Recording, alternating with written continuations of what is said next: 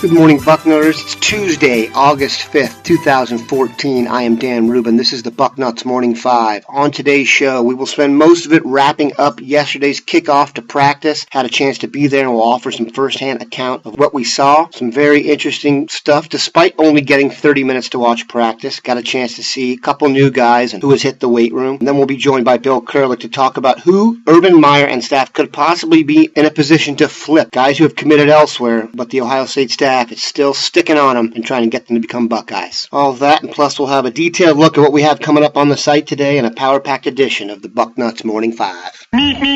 Like I said, had the extreme good fortune to be able to attend the first open practice yesterday. What I'm going to do now is just kind of go free association of what made an impression on me and the other guys. I was there with Dave and Steve Hellwagon. First one that jumped out to me, obviously, was Chris Ash. The guy has a lot of personality. Dave detailed in his practice report about how Ash took control of a drill early in the practice. This is an alpha dog. This is a guy who has no problem standing in front of a crowd and raising his voice and being very passionate, if not a tad R-rated, which I have to admit I kind of like at a football practice. Was very impressed with his intensity. What's cool about seeing the players, even though you're getting the guys in helmets and the underclassmen weren't there except Raekwon McMillan and Johnny Dixon, but what's cool about it is you get a chance to see the guys after you haven't seen them in a few months. So while it's cool to see the new guys, you also get to see which returning guys have caught religion in the weight room, see a few guys who may have been injured in the past, see them run around, see how they move. One guy who definitely stood out was Raekwon McMillan. For some reason, when I watched him in video and in pictures, he seemed shorter than his listed 6'2" to me. Was very pleased to see in person that he is a legit 6'2", built like a tank, was running with the second team and looked very comfortable in there, so there's going to be no wait to get to know Raekwon, that's for sure. Some other guys that stood out. Chris Worley to me, number 35, competing for the walkout linebacker spot. That dude has gained some weight. He's much thicker. He's always had a reputation as being a big-time hitter. With the bulk he has now to back that up, I have great expectations for him, as well as Darren Lee at that spot, but this is just guys who just jumped out from a physical standpoint. Marcus Ball is going to play football for this team. He's going to play some at tight end. They moved Sam Hubbard back to linebacker. That was announced yesterday officially. You've only got 3 tight ends in there. One thing that jumped out about Ball for sure is he has gained some serious weight, and he looks good. Standing next to Nick Vannett and Jeff Hireman, he definitely looks the part in terms of being one of the trio from a physical standpoint. I did not think that last year when I saw him. He looked a little skinny to me. I think you can expect to see Marcus Ball be a legitimate contributor on this team. He has to be. They wouldn't have moved Sam Hubbard back to linebacker, in my opinion, if they didn't think Ball was going to be able to produce. A couple quick ones. Billy Price is a monster. That is an NFL football player. I'm telling you. I don't know what position he's going to end up at, but from a physical perspective, that is an extremely impressive human being. And then the trio returning punts, Corey Smith, Dontre Wilson, and Jalen Marshall. That looks like a spot where Ohio State could add a little something. Obviously, we know how the last season went. Philly Brown was a solid punt returner, occasionally explosive, despite what happened in the Clemson game.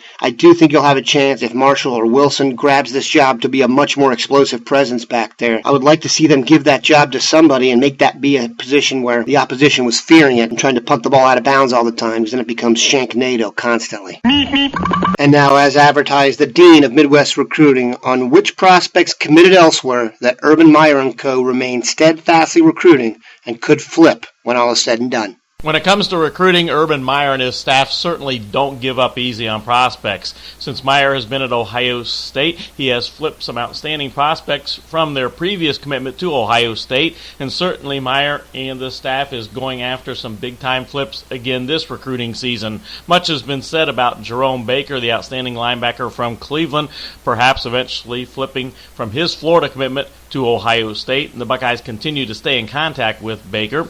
In safety, Derwin James from Florida, who has committed to Florida State, is another candidate that the Buckeyes certainly would be interested in flipping. He is another one that the Ohio State staff continues to stay in contact with.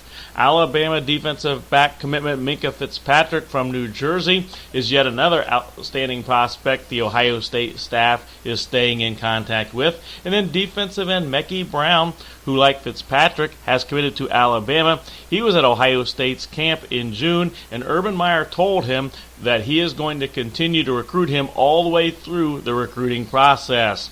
Defensive back Ben Edwards from Florida at one time was an Ohio State commitment. He then flipped to Auburn and recently decommitted from Auburn, and certainly he is another one to keep an eye on, as he is an outstanding safety prospect, and the Buckeyes would love to add at least one safety to this recruiting class. And of course, You can't forget about Chris Clark, the outstanding tight end from Connecticut. Clark committed to Michigan over Ohio State in a very close battle, and it's certainly worth keeping an eye on what happens in Ann Arbor this season, and perhaps Clark could waver, and perhaps the Ohio State staff would then be right there again with Chris Clark. We thank the Dean of Midwest Recruiting, Bill Kurelic, for joining us this morning. Keep it locked to Bucknuts all day. There is not an open practice session today for the media, but the Buckeyes will be practicing. So keep it locked here to see if there's any developments that come out of there. Plus, we'll have the boarding house and everything else you've grown to love here on Bucknuts. Have a great one, people.